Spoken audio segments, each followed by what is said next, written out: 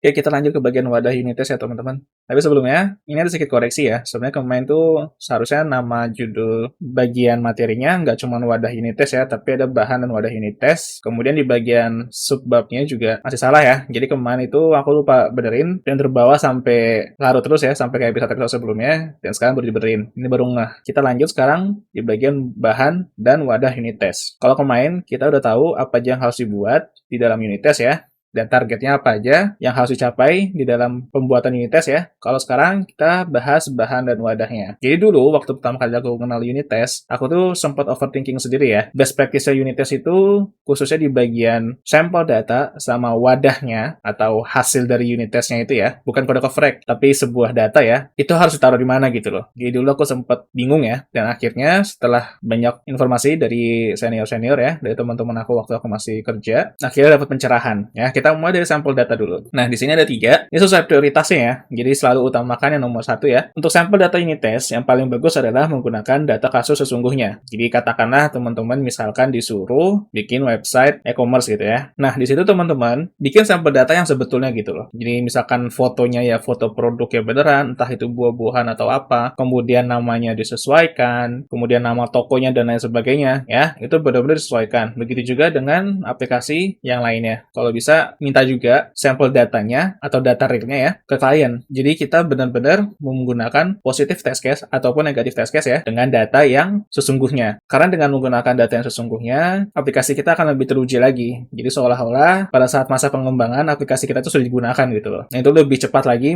untuk menemukan berbagai macam bug ya di dalam aplikasi ya. Jadi bisa dibilang pencegahan dini lah. Itu benar-benar bakal ngebantu banget sih karena aku sendiri waktu itu udah ngerasain sendiri ya. Dulu tuh aku paling sering banget menggunakan sampel data tuh yang nomor 3 ya, data kotor atau bikin sendiri gitu. Dan jujur, agak sedikit kerepotan sendiri ketika harus mempresentasikan ke klien ataupun ke deretan manager. Alasan kesulitannya adalah karena ya menggunakan data kotor. Kalau misalkan menggunakan data aslinya gimana? Misalkan ada sebuah data keuangan yang seharusnya nilainya bisa sampai sekian triliun, dan ternyata aplikasinya nggak support sampai dengan format angka yang triliunan gitu loh. Bisa aja gitu kan. Meskipun sebenarnya enggak sih, kalau kasus nyatanya ya. Tapi sini aku coba bikin contohnya aja. Misalkan, selama aku testing, aku cuma pakai angka nominal 1000, 10.000, 100.000. Aku nggak pernah menggunakan angka nominal yang sampai 1 triliun atau bahkan sampai kuadrat triliun atau apalah itu istilahnya ya. Dan akhirnya ketahuan, oh ini tuh seharusnya nggak pakai integer biasa, seharusnya pakai big integer karena dia mencapai sekian triliunan. Atau bahkan, oh seharusnya jangan pakai integer, pakai aja string. Jadi datanya nggak begitu bengkak. Karena kalau menggunakan integer, kemudian nominalnya tinggi sekali, ya otomatis di database dia bakal menggunakan memori yang banyak banget ya. Atau ternyata ini memang angkanya triliunan, tapi kita harus jadikan dia dengan format 1, sekian gitu loh. Sementara aku testingnya cuma 100, 1000, 10.000. Ya akhirnya outputnya nggak sesuai ekspektasi. Jadi kalau misalkan data dengan kasus sesungguhnya atau real case-nya tersedia, maka gunakan data kasus sesungguhnya. Ya, kalau misalkan nggak tersedia, jangan menggunakan data kotor dulu, tapi menggunakan Faker. Jadi Faker itu sejenis library ya, atau dependensi, itu bisa dibilang tools lah ya. Dia itu sebuah library yang menyediakan berbagai macam fungsi yang bisa melakukan generate sampel data gitu loh. Contoh misalkan kayak username, email, gambar, dan lain sebagainya lah yang tersedia di Faker tersebut ya. Kalau di PHP ada yang namanya PHP Faker ya. Teman-teman bisa cari di Google, nanti langsung ketemu biasanya. Di sana ada berbagai macam format ya, dan juga ada lagi berbagai macam format lokal. Dan teman-teman bisa baca-baca lagi lah dokumentasinya di sana. Itu sangat membantu sekali daripada teman-teman menggunakan data kotor. Biasanya kalau menggunakan data kotor atau buatan data sendiri, biasanya kita suka mikir ini namanya apa, atau mungkin kita input nama yang sama berulang kali, kita mau edit data yang sama akhirnya lupa tadi datanya yang mana, karena datanya sama semua, yang membedakan hanya ID-nya, masih cek ke database dulu, ID-nya yang mana ya tadi, ngerepot banget ya.